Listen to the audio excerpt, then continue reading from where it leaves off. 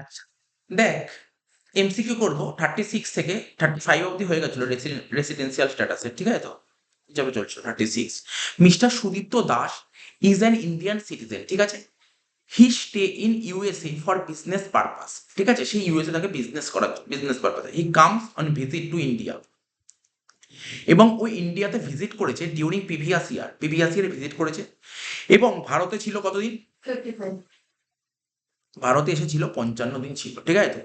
His total income, ঠিক আছে, other than foreign income during the previous year 10 lakhs। So what in his residential status during the previous ইয়ার? আমি তোকে বলেছি non resident হবে, কারণটা আমি বলেছি, ঠিক আছে? কারণটা বলেছি। ব্যাপারটা কি হয়, কোনো ইন্ডিয়ান সিটিজেন তার ভারতের বাইরে চলে গেছে, ঠিক আছে? সে ভারতের বাইরে গিয়ে কাজকর্ম করছে, ঠিক আছে? এবার সে ভারতে ভিজিট করতে এসছে, এবং প্রিভিয়াস ইয়ার আমাদের কত বল? 23-24। কথা বলবি না, মন দিয়ে শুনবি, পরীক্ষা শর্ট কোশ্চেন দেওয়া। প্রিভিয়াস ইয়ার 23-24, আর অ্যাসেসমেন্ট ইয়ার পরের বছর 24-25 দিতে পারি। কিন্তু 23-24-এ ও যদি 182 দিনের বেশি থাকে তাহলে রেসিডেন্ট, কোনো সমস্যা নেই। কিন্তু ও কি কতদিন ছিল স্যার? 55 দিন, মানে 182 দিনের কম ছিল। যদি 182 দিনের কম থাকে, ঠিক আছে, তাহলে একটা কন্ডিশন ছিল যে 23-24-এ তোমাকে আহ, তুমি যে বাইরে থাকো, বাইরে তোমার ইনকাম 15 লাখ টাকার বেশি হতে হবে, 15 লাখ টাকার বেশি হতে হবে। এবং প্রিভিয়াস ইয়ারে কতদিন থাকতে হবে ভারতবর্ষে? একটা কোশ্চেন এদিক ওদিক থাকতে পারে, আগে পরে থাকতে পারে, বাট আমি সব বলে দিচ্ছি কোশ্চেন, ঠিক আছে তো? আগে পরে থাকতে পারে, একটু খুঁজে নিবি, ঠিক আছে? ইংলিশ আর বাংলা একটু আগে পরে হতে পারে, ঠিক আছে তো? একটু আগে পরে হতে পারে। তো মাঝখানে কথা বলে ডিস্টার্ব করিস না পড়ানোর মাঝখানে, ঠিক আছে? তাহলে কি বললাম, 23-24-এ যদি কোন মানে, আমার কথা শুনতে পাচ্ছিস তো? মিস্টার সুদীপ্ত দাস একজন ইন্ডিয়ান সিটিজেন, ও ভারতের বাইরে চলে গেছে, ওখানে গিয়ে ব্যবসা বাণিজ্য করে। এবার ভারতবর্ষে এই বছর প্রিভিয়াস ইয়ার ভারতে এসছে, ভারতে যদি 182 দিনের বেশি থাকে 23-24-এ, তাহলে ওকে রেসিডেন্ট বলা হবে। কিন্তু 23-24-এ কতদিন ছিল স্যার? 55 দিন ছিল। তো রুল কি ছিল? সেক্ষেত্রে রুল হচ্ছে যে তোমাকে প্রিভিয়াস ইয়ারে 120 দিন থাকতে হবে, এবং লাস্ট 4 বছরে 365 দিনের বেশি থাকতে হবে। এবং এটা কখন ভাববো, যদি তোমার ইনকামটা যদি 15 লাখ টাকার বেশি হয়, তখনই এটা ভাবো। যদি ওর ইনকাম 15 লাখ টাকার বেশি হয়, 15 লাখ টাকার বেশি হলে হবে না, 15 লাখ টাকার বেশি হতে হবে, 15 লাখ টাকার বেশি হতে হবে, এবং প্রিভিয়াস ইয়ার 120 দিন থাকতে হবে, এবং লাস্ট 4 বছর মোট 365 দিন থাকতে হবে, তাহলে তাকে নট অর্ডিনারি রেসিডেন্ট বলা হবে। Otherwise non resident. তার মানে ও কি 15 লাখ টাকার বেশি ইনকাম করেছে? না স্যার, 15 লাখ টাকার বেশি ইনকাম করলে 120 দিন ভাববো। তো 15 লাখ ইনকাম করে ভাববো কেন? ও কত ইনকাম করেছে? ও 10 লাখ। তাহলে চোখ বন্ধ করে নন রেসিডেন্ট, চোখ বন্ধ করে নন রেসিডেন্ট। তাহলে কি নিয়ম পড়তে হবে, নিয়ম ভালো করে জানতে হবে, নোট দিয়েছি আগে। Mister Sujit Saha is an Indian citizen, he stay in Japan, সে জাপানে থাকে। For the purpose of business পারপাসে during the previous year he came to visit in India and stay in India 51 days। আবার সেই বলেছে 51 days, ঠিক আছে তো?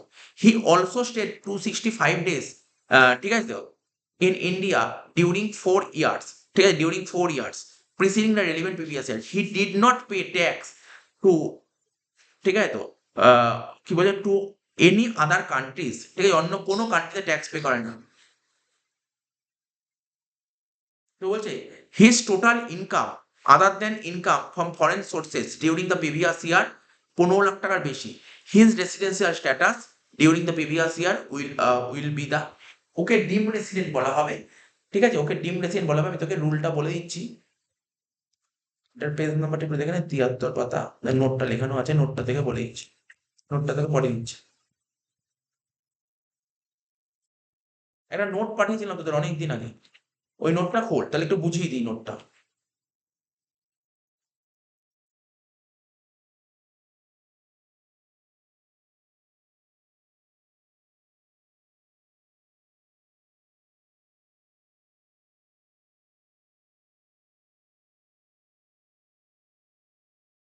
ওই 18 পাতার একটা ছোট্ট নোট পাঠিয়েছিলাম।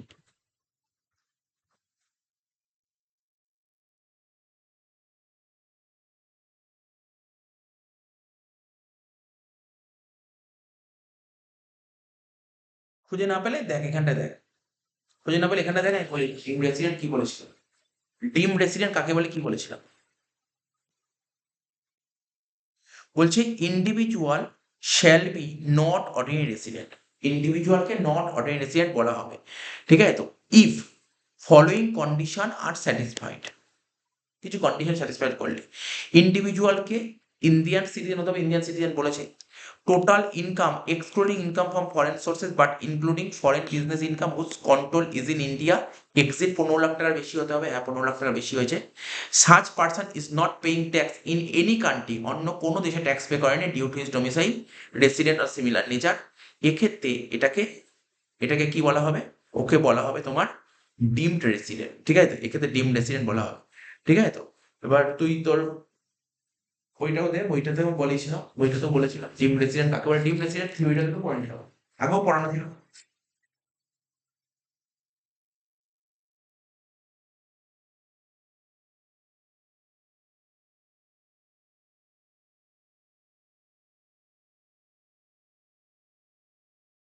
তোদের বাংলা বই বা ইংলিশ বই সব বইতে লেখা আছে কি বলা ছিল ডিম রেসিডেন্ট কাকে বলে। বলছে মন দিয়ে শুনবি ডিম রেসিডেন্ট কাকে বলে, আমি তোকে বলে দিচ্ছি একবার, আরো একবার বলে দিচ্ছি, মন দিয়ে শুনবি। বলছে যে সমস্ত স্বতন্ত্র ব্যক্তিকে ডিম রেসিডেন্ট বলা হয়, স্বতন্ত্র ব্যক্তি মানে ইন্ডিভিজুয়াল, যে সমস্ত ইন্ডিভিজুয়ালকে ডিম রেসিডেন্ট বলা হয়, ঠিক আছে, তাদেরকে কিছু শর্ত পূরণ করতে হয়, অর্থাৎ ডিম রেসিডেন্ট হতে গেলে কিছু কন্ডিশন ফুলফিল করতে হয়। স্যার কন্ডিশন কি? প্রথম কন্ডিশন, তাকে ভারতের নাগরিক হতে হবে, মানে ইন্ডিয়ান সিটিজেন হতে হবে, সবার first of all Indian citizen হতে হবে। তারপর কি বললাম, ইন্ডিয়ান সিটিজেন হতে হবে, তাই তো, ইন্ডিভিজুয়ালকে ইন্ডিয়ান সিটিজেন, দেখেছিস দেখ লেখা আছে ইন্ডিয়ান সিটিজেন হতে হবে, তাকে দিয়েছি। তারপর তার প্রিভিয়াস ইয়ার ইনকাম 15 লাখ টাকার বেশি হতে হবে, 15 লাখ টাকার বেশি হতে হবে, 15 লাখ টাকার বেশি আছে, দুটো পয়েন্ট মিললো। তিনি ভারতের বাইরে অর্থাৎ অন্য কোনো দেশে কর প্রদানের জন্য দায়ী নয়, এখানে লিখেছে such person is not paying tax, ও অন্য কোনো দেশে ট্যাক্স পে করেনি, অন্য কোথাও ট্যাক্স পে করতে বাধ্য নয়, ঠিক আছে তো।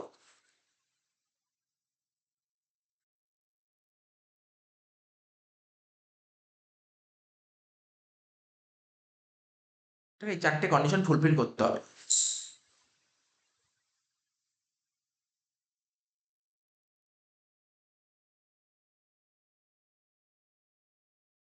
ঠিক আছে, যদি এই চারটে কন্ডিশন ফুলফিল করে তাহলে ওকে ডিম রেসিডেন্ট বলে। ডিম রেসিডেন্ট কন্ডিশন কি কি বললাম, ইন্ডিভিজুয়ালকে ইন্ডিয়ান রেসিডেন্ট হতে হবে, ও ও অন্য কোনো দেশে ট্যাক্স পে করেনি, এবং ওর ইনকাম 15 লাখ টাকার বেশি হতে হবে। তাহলে এখানে তো এই পয়েন্টগুলোই লেখা ছিল। মিস্টার এই যে কথাগুলো কত নম্বর পড়ছিলাম, হ্যাঁ, mister Sujit Saha is an Indian citizen, সে জাপানে থাকে for the purpose of business purpose, ভারতে এসে ডিউরিং দ্য প্রিভিয়াস, এখানে দিন ফিন কিছু দেখার দরকার নেই। He came to visit on India and stay India 51 days, he also stayed to 65 days in India during 4 years preceding the relevant previous year. He did not pay tax to any other country এবং তার total income 15 lakh টাকা cross করেছে, ওকে deem resident বলা হবে, আর কিছু পড়তে হবে, আর কিচ্ছু পড়া হবে, ডিম রেসিডেন্ট বলা হবে, তো তোকে জেনে রাখতে হবে। 38, what are the additional condition satisfy by the resident who will be treated as resident and ordinary resident. বুঝতে পারলি? এখানে ওরা অ্যাডিশনাল কন্ডিশন আমরা পড়েছিলাম, মনে আছে তো? অ্যাডিশনাল কন্ডিশন কাদের জন্য লাগে, অর্ডিনারি রেসিডেন্ট মানে রেসিডেন্ট অ্যান্ড অর্ডিনারি রেসিডেন্টের জন্য লাগে অ্যাডিশনাল কন্ডিশন, দুটো ছিল। একটা হচ্ছে লাস্ট 10 বছরের মধ্যে যে কোনো 2 বছর পুরো থাকতে হবে, এবং লাস্ট 7 বছরে মোট 730 দিন থাকতে হবে, এই দুটো ছিল অ্যাডিশনাল কন্ডিশন। তাহলে দেখ এখানে কোন অপশনটা আছে, প্রথম পয়েন্ট বলেছে an individual has to pay resident in India for the at least 2 years out of 10 preceding period। কি বললাম, 10 বছর মানে যে কোনো 2 বছর পুরো থাকতে হবে, এবং 7 বছর 730 দিন থাকতে হবে, দুটোই তো ছিল, তাহলে দুটোই ফুলফিল থাকতে হবে, তাহলে সি হবে অ্যান্সার কারেক্ট, সি অ্যান্সারটা কারেক্ট হবে। তোকে মনে রাখতে হবে অ্যাডিশনাল কন্ডিশন কি ছিল, অ্যাডিশনাল কন্ডিশন দুটো ছিল, দুটোই যদি ফুলফিল করে তাকে বলা হয় রেসিডেন্ট অ্যান্ড অর্ডিনারি রেসিডেন্ট। দুটোর মধ্যে যদি একটা ফুলফিল করে বা একটাও ফুলফিল না করে তাকে নট অর্ডিনারি হবে, তো এখানে দুটোই ফুলফিল করেছে, তাই এটাকে বলা হয় রেসিডেন্ট অ্যান্ড নন রেসিডেন্ট, এটা সির অ্যান্সার হবে। 39 বলেছে any individual will be treated as resident and non resident, কোনো ইন্ডিভিজুয়ালকে আমরা রেসিডেন্ট অ্যান্ড নন রেসিডেন্ট বলবো, ঠিক আছে তো। কখন বলবো, at first he will be resident. কোশ্চেনের মানে বোঝার চেষ্টা কর, খুব মানেটা বোঝা জরুরি। বলছি একজন ইন্ডিভিজুয়ালকে আমি রেসিডেন্ট অ্যান্ড অনরেসিডেন্ট কখন বুঝতে পারবো, আরে আগে কেউ যদি অর্ডিনারি রেসিডেন্ট অ্যান্ড অনরেসিডেন্ট হতে চায়, মানে কাউকে যদি, এটা আমি কি শিখেছিলাম, রেসিডেন্ট স্ট্যাটাস দু রকমের হয় না,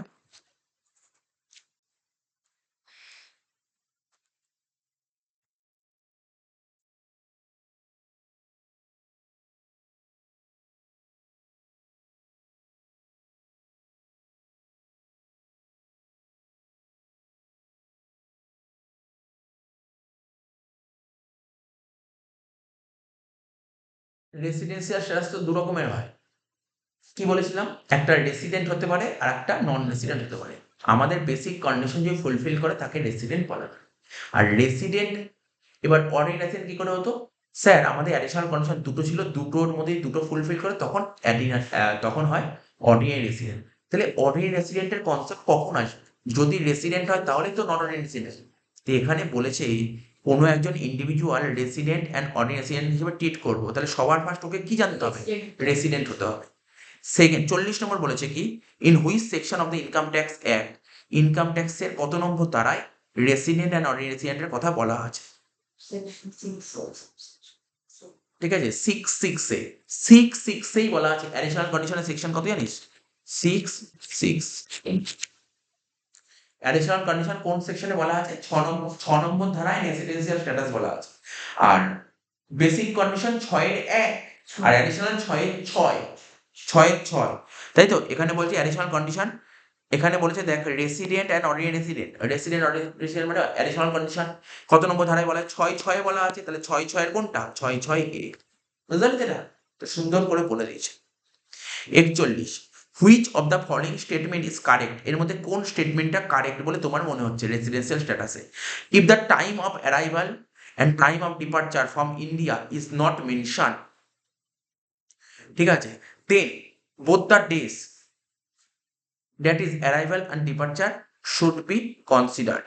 মানে বলছে টাইম অফ অ্যারাইভাল মানে কোন সময় পৌঁছালো ভারতে এবং কোন সময় ভারত থেকে ছাড়লো, মানে ভারত থেকে বেরিয়ে গেল, ঠিক আছে, তো ইজ নট মেনশন, ঠিক আছে।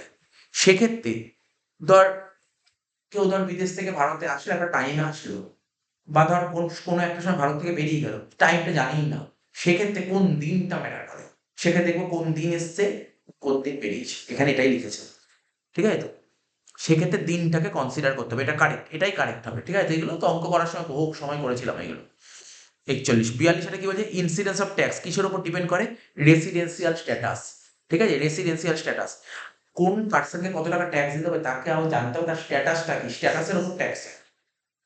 তো বলছে 43 সেটা বলছে ইনকাম রিসিভড অর ডিম to be received in India, ঠিক আছে, is taxable on which category of the assessee, ঠিক আছে। তো তো দেখ আমি কি বলেছিলাম, রিসিভড যদি ইন্ডিয়াতে হয় তাকে ইন্ডিয়ান ইনকাম বলে, আবার যদি অ্যাক্রু যদি ইন্ডিয়াতে হয় তাকেও ইন্ডিয়ান ইনকাম বলে। ইন্ডিয়ান ইনকাম হলে সবাইকে ট্যাক্স দিতে হবে। তো এখানে বলছে ইনকাম রিসিভড অর ডিম to be received in India, income received in India মানে ইন্ডিয়ান ইনকাম, ইন্ডিয়ান ইনকাম হলে সবাইকে ট্যাক্স দিতে হবে। তাহলে রেসিডেন্ট, নন রেসিডেন্ট আর রেসিডেন্ট পার্টনার সবাইকে ট্যাক্স দিতে হবে। তো বলছে 44 বলছে income from salary accrue or arise outside India, তার মানে স্যালারিটা অ্যাক্রু হয়েছে কোথায়, ভারতের বাইরে, ভারতের বাইরে অ্যারাইজ হয়েছে, ভারতের বাইরে অ্যাক্রু হয়েছে, বুঝতে পারছিস। ধর আজকে ধর আমি চাকরি করছি ধর ভারতবর্ষের বাইরে, তাহলে স্যালারিটা অ্যাক্রু কোথায় হয়েছে, ভারতের বাইরে অ্যাক্রু হয়েছে।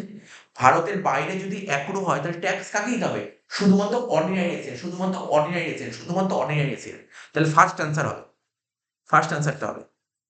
Gift from a foreigner friend, তুই কোনো ফরেনের কোনো বন্ধুর থেকে গিফট পেয়েছিস, ঠিক আছে, যেখানে আউটসাইড ইন্ডিয়া থেকে মোর দ্যান 50,000, ঠিক আছে, is taxable in which category of the assess.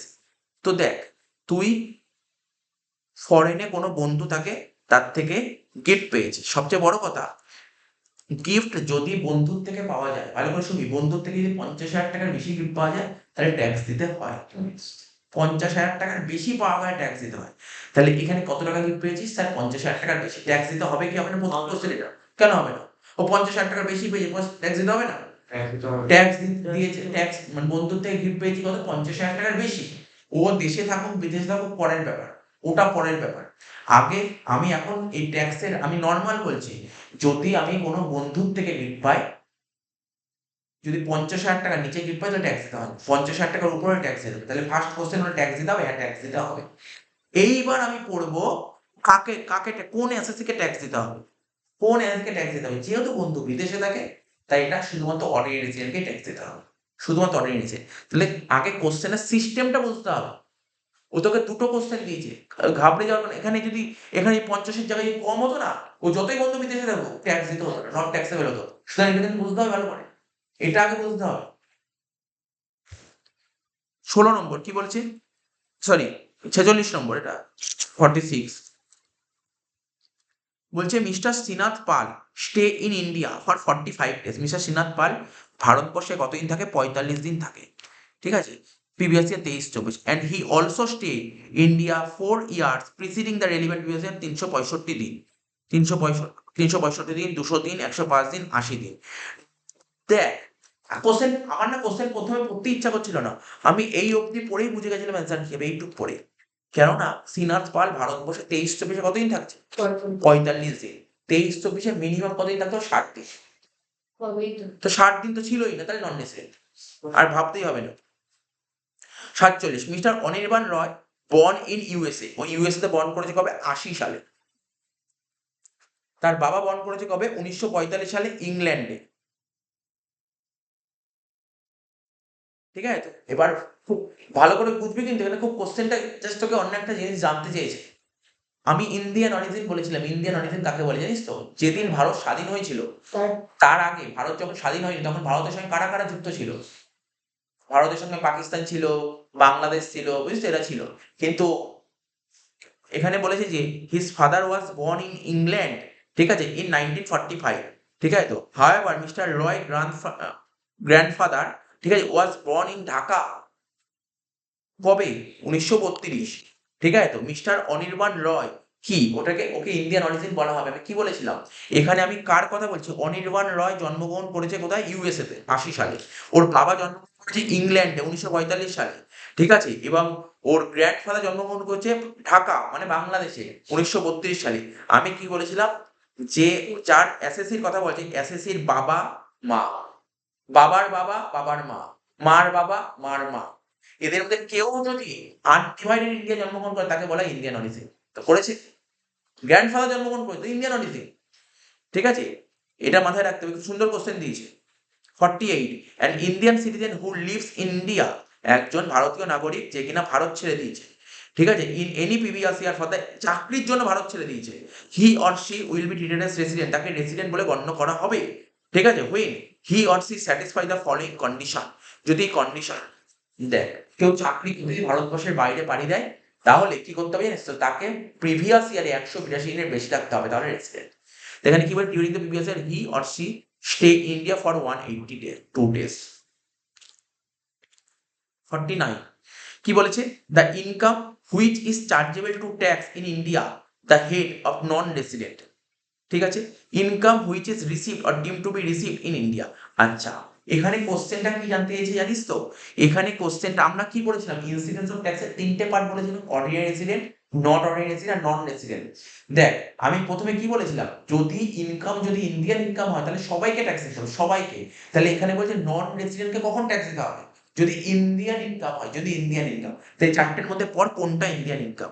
বলছে income which is received or ডিম to be received in India, ইনকামটা রিসিভড হয়েছে ইন্ডিয়া, তাহলে ইন্ডিয়ান ইনকাম, তো সবাইকে টাকা। আর পরের কোশ্চেন পয়েন্ট পড়ার দরকারই নেই, প্রথমটাই কারেক্ট আনসার হয়ে গেছে।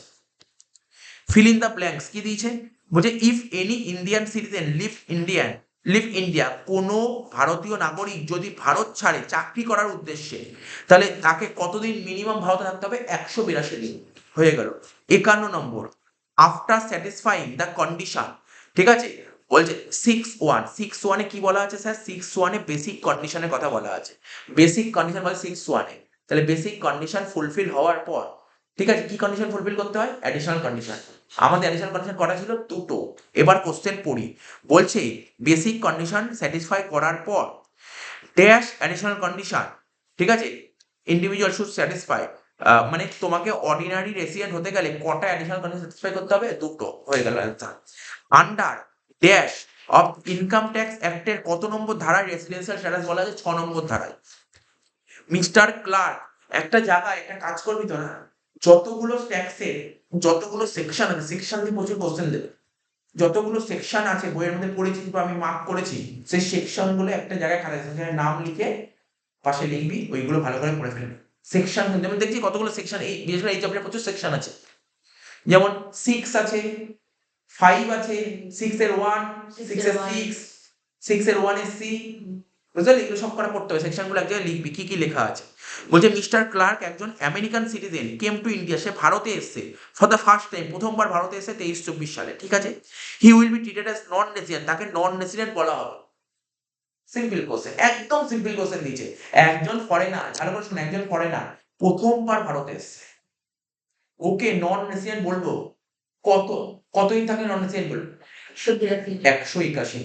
182 দিন থাকলে রেসিডেন্ট, 181 দিন যদি থাকে তাহলে নন রেসিডেন্ট। স্যার কেন 60 দিনের বেশি? কেন 60 দিনের বেশি থাকলে কি হবে? লাস্ট 4 বছর থাকতে হবে, তো লাস্ট বছর ছিলই না। তো 181 দিন হবে কারেক্ট অ্যান্সার, ঠিক আছে তো। Mister Roy and Indian serial left India for the first time for the purpose of foreign tour, foreign ট্যুরের জন্য ভারত ছেড়েছে। He will be treated as non resident, তাকে নন রেসিডেন্ট বলা হবে। সিম্পল কোশ্চেন, আর question পড়ার দরকার নেই। 50 দিন বুঝ, একজন ভারতীয় নাগরিক ফরেন ট্যুর করতে যাচ্ছে, তাহলে ওকে 23-24 নন রেসিডেন্ট বলা হবে কখন? যদি 50 দিন থাকে। কারণ স্যার যদি 60 দিন থাকে, আর 60 দিন থাকলে তো তার আগে তো ভারতেই ছিল। 50 দিন ভালো করে দেখ, আমি দেখেছি পুরো কোশ্চেন পড়ছি, আমি শুধু অল্প একটুখানি পড়েই বুঝতে পারছি কি কোশ্চেন বলতে চাইছে। কোশ্চেনটা তোকে বুঝতে হবে। 55, if an Indian origin visit India, ঠিক আছে, Indian origin visit India, Indian origin পড়েছি, then he or she should stay in India for resident India in the previous year for, কতদিন ভারতে থাকতে হবে, মানে কোনো একজন 182 দিন অ্যাটলিস্ট ভারতে থাকতে হবে, রেসিডেন্ট হতে গেলে ভারতে 182 দিন থাকতেই হবে। ইন্ডিয়ান অরিজিন এই কথাটা পরিষ্কারভাবে বলা আছে। তো হচ্ছে 56, if a person satisfy the condition 6(1) মানে basic condition, but he or she does not satisfy the condition 6(6) মানে অ্যাডিশনাল কন্ডিশন, মানে বেসিক কন্ডিশন স্যাটিসফাই করেছে মানে রেসিডেন্ট হয়ে গেছে, কিন্তু অ্যাডিশনাল কন্ডিশন স্যাটিসফাই করতে পারেনি, তাকে বলবে নট অলরেডি রেসিডেন্ট, ঠিক আছে তো। 57, residential status must be decided for the previous year dash the calculation of the taxable income, মানে আজকে আমি একজন পার্সন এসএসসি, ঠিক আছে, আমাকে তো গভর্নমেন্টকে ট্যাক্স দিতে হবে, তাহলে গভর্নমেন্টকে ট্যাক্স দেওয়ার আগে আমাকে এইটুক ক্লিয়ার করতে হবে, আমার স্ট্যাটাসটা ক্লিয়ার করতে হবে। তো এখানে বলতে চেয়েছি residential status must be decided, আবাসিক মর্যাদা তোমাকে ডিসাইড করতেই হবে, for the previous year decide করতে হবে, ট্যাক্সেবল ইনকাম ক্যালকুলেট করার আগে, বিফোর, আগে ক্যালকুলেট করতে হবে। স্যার ট্যাক্স দেওয়ার পর স্ট্যাটাস ক্যালকুলেট করবো, কি করে হবে? তোকে ট্যাক্স দেওয়ার আগে স্ট্যাটাস ক্যালকুলেট করতে হবে, স্ট্যাটাস ক্যালকুলেটর ওপরই, স্ট্যাটাস ক্যালকুলেট করার পরেই তোকে ট্যাক্স দিতে হবে। আগে স্ট্যাটাস পরে ট্যাক্স, আগে স্ট্যাটাস পরে ট্যাক্স, আগে কে? আগে ট্যাক্স না আগে স্ট্যাটাস? আগে স্ট্যাটাস পরে ট্যাক্স। নেক্সট 58, বলছে mister Anil Sarkar is an Indian origin, ও একজন Indian origin, he stay in Japan for the business purpose, he comes on a visit India 23-24 and stay 125 days during the previous year, ঠিক আছে তো।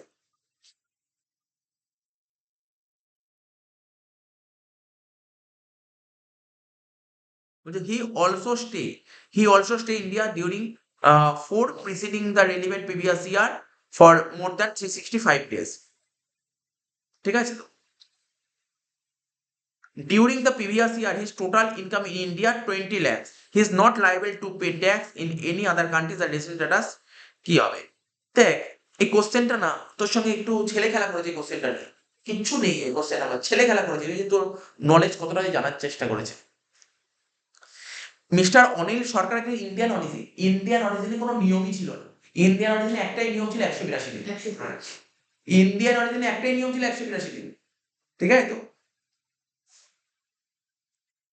তো Indian অরিজিনে একটাই নিয়ম ছিল 182 দিন, যদি 182 দিনের বেশি থাকো, যদি 182 দিনের বেশি থাকো তাহলে রেসিডেন্ট, 120 দিন কম থাকলে নন রেসিডেন্ট, ঠিক আছে।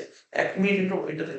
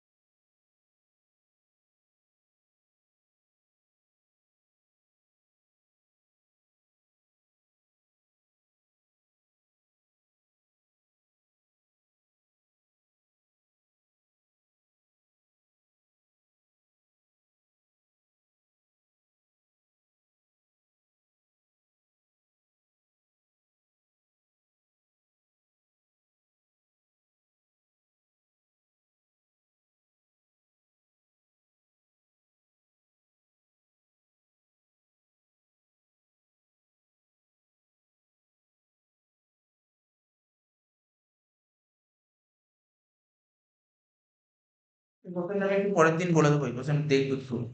এই কোশ্চেন 58 এর কোশ্চেন একটু দেখবো আমি। 58 এর কোশ্চেন আমাকে একটু দেখতে হবে। কতগুলো কোশ্চেন আছে এখানে? হ্যাঁ,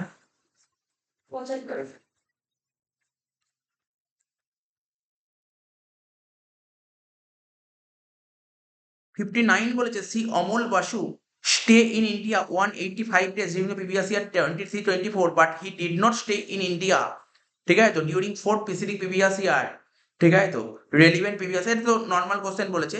ও 23-24-এ 185 দিন ছিল, তার মানে resident. Residential status depends on, কিসের উপর ডিপেন্ড করে residential status? Actual stay in India, কতদিন ভারতে ছিল। Residential status of an individual classified দুটো কটা ক্যাটাগরি? তিনটে ক্যাটাগরি ছিল। দেখ, রেসিডেন্স স্ট্যাটাসে তিনটে ক্যাটাগরি ছিল।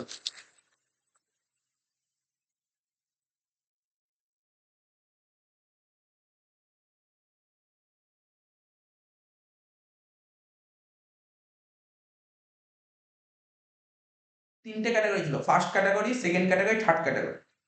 রেসিডেন্স স্ট্যাটাস তিনটে ক্যাটাগরি ছিল।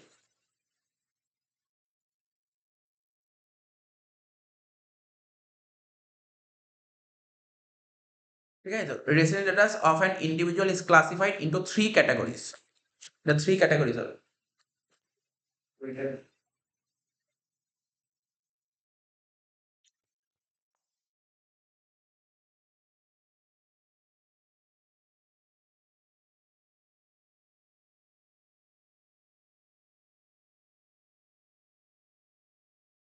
তো যে if any individual stay in India during the previous ইয়ার, ঠিক আছে, for dash days or more, মানে একজন ইন্ডিভিজুয়ালকে রেসিডেন্ট বলা হবে কখন? যদি 182 দিনের বেশি থাকে।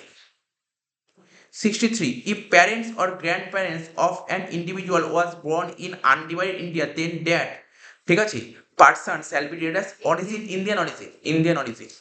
Incidence of tax depends on SSC, কিসের উপর? Residential status. In the hands of resident, income received in India and accrue outside India, ঠিক আছে তো, আচ্ছা ঠিক আছে, বলছে in the hands of resident, ঠিক আছে তো, রেসিডেন্টের হাতে কি হবে? বলছে ইনকাম ইন্ডিয়াতে রিসিভড হয়েছে, ইনকাম যদি ইন্ডিয়ান রিসিভ হয় ইন্ডিয়ান ইনকাম, তো ইন্ডিয়ান ইনকাম হলে রেসিডেন্টের কাছে ট্যাক্সই দিতে হবে। রেসিডেন্ট, এবার বলেনি কোন রেসিডেন্ট, তো যে কোনো রেসিডেন্টকে ট্যাক্স দিতে হবে। ঠিক আছে, 65 অব্দি আজকে করালাম, বাকিটা পরের দিন করাবো।